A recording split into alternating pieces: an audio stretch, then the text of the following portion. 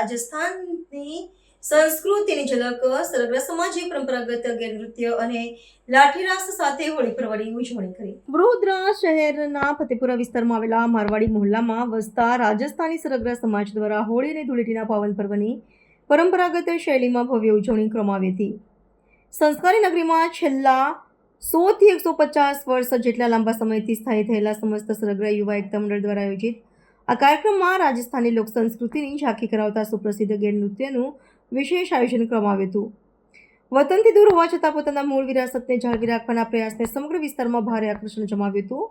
આ ઉત્સવ દરમિયાન હોલિકા દહન બાદ વિશેષ ધાર્મિક પૂજા અર્ચના કરવામાં આવી હતી। ત્યારબાદ સમાજના પુરુષોએ પરંપરાગત વેશભૂષા ધારણ કરી ઢોલ અને થાળીના તાલે હાથમાં લાકડીઓ લઈ જોશભેર લાઠીરાસ અને ગેરનૃત્યની રમઝટ બોલાવી હતી, જ્યારે મહિલાઓએ માંગલિક ગીતો ગાઈને વાતાવરણને ઉત્સવમય બનાવી દીધું હતું। આ ઉજવણીમાં બાલ વૃદ્ધ સૌએ એક સમાન ઉત્સાહ અને ઉમંગથી જોડાઈને એકતાના રંગમાં રંગાઈ ગયા હતા, જે રાજસ્થાની સંસ્કૃતિની આગવી ઓળખ સમાન દ્રશ્યો હતા। સાંસ્કૃતિક દ્રષ્ટિએ આયોજનનું વિશેષ મહત્વ રહેલું છે, કારણ કે આધુનિક સમયમાં પણ વડોદરા સ્થિત સરગરા સમાજે પોતાની સદીઓ જૂની પરંપરાઓને અકબંધ રાખી છે। બારગાવે બોલી બદલાય તે કહેવતને સાર્થક કરતા ઉત્સવમાં ભારતીય સંસ્કૃતિની વિવિધતા અને એકતાના દર્શન થયા હતા।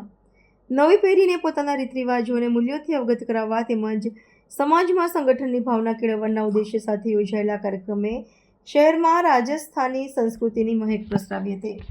સરગરા સમાજ છે એ વડોદરામાં લગભગ 100-150 વર્ષથી રહીએ છીએ। પહેલાં અમે ફતેપુરા રામરાજ હોટલ પાસે રહેતા હતા અને ત્યાં લગભગ 150 વર્ષથી આ ગરબાનું ઘેર જેવું આયોજન કરીએ છીએ ને જે લાકડીઓથી અમે ગરબા જેવું જે લાકડીઓમાં રાસ રમે છે એ રીતે અમે જે ગરબામાં રમે છે એ રીતે અમે રમીએ છીએ। અને 100-150 વર્ષથી પહેલાં તો રાજા પણ અહીંયા ઘેર જોવા આવતા હતા ફતેપુરામાં, એ પોતે પણ અહીંયા ઘેર જોવા આવતા હતા અને લગભગ 100-150 વર્ષથી અમે વસીએ છીએ અને અમે હર વર્ષે આ પૂનમના દિવસે હોળીને દહન કર્યા પછી આ આયોજન કરતા હોઈએ છીએ। રમેશ મોહનભાઈ સરગરા। આ મારે સરગરા સમાજ છે અને આ ગેરનો ઉત્સવ રાખેલ છે। રાજસ્થાની ગેર જે ગરબામાં જે દાંડિયા વડે ગરબા રમવામાં આવે છે, એવી રીતે આ મોટી લાકડી દ્વારા ગેર રાસ રમવામાં આવે છે। એને રાજસ્થાની અમારો પરંપરા પ્રોગ્રામ કહે છે, ગેર ઉત્સવ કહે છે। કોના દ્વારા કરવામાં આવ્યો છે? આ સરગરા સમાજ યુવા એકતા દ્વારા કરવામાં આવ્યો છે। કેટલા વખતથી આ આયોજન કરવામાં આવે છે? કેટલા વખતથી અહીંયા વસવાટ કરો છો? અમે છેલ્લા 120 વર્ષથી અહીંયા વસવાટ કરીએ છીએ અને અમારા જે વડીલો હતા એ બી આ તહેવારો કરતા હતા। અમે યુવા બી ભેગા થઈને આ તહેવારો કરીએ છીએ, છેલ્લા ખાસા વર્ષથી કરીએ છીએ। આ તહેવાર ખાસ કરીને કયા દિવસે મનાવવામાં આવે છે? આ હોળીના પૂનમના દિવસે જ, હોળી જ્યારે પ્રગટાવે છે તે દિવસે જ અમે આ ઉત્સવ કરીએ છીએ। રાજસ્થાનમાં ખૂબ ધામધૂમથી ઉજવાય છે? રાજસ્થાનમાં અમારે આ તહેવાર બહુ ધૂમધામથી ઉજવવામાં આવે છે। આજ રોજ કઈ જગ્યાએ ઉજવવામાં આવે છે? હાજી, આજ રોજ કઈ જગ્યાએ ઉજવવામાં આવે છે? આ આપણે ફતેપુરા કારેલીબાગ મારવાડી મોહલ્લા ખાતે કરવામાં આવ્યો છે। શું નામ છે?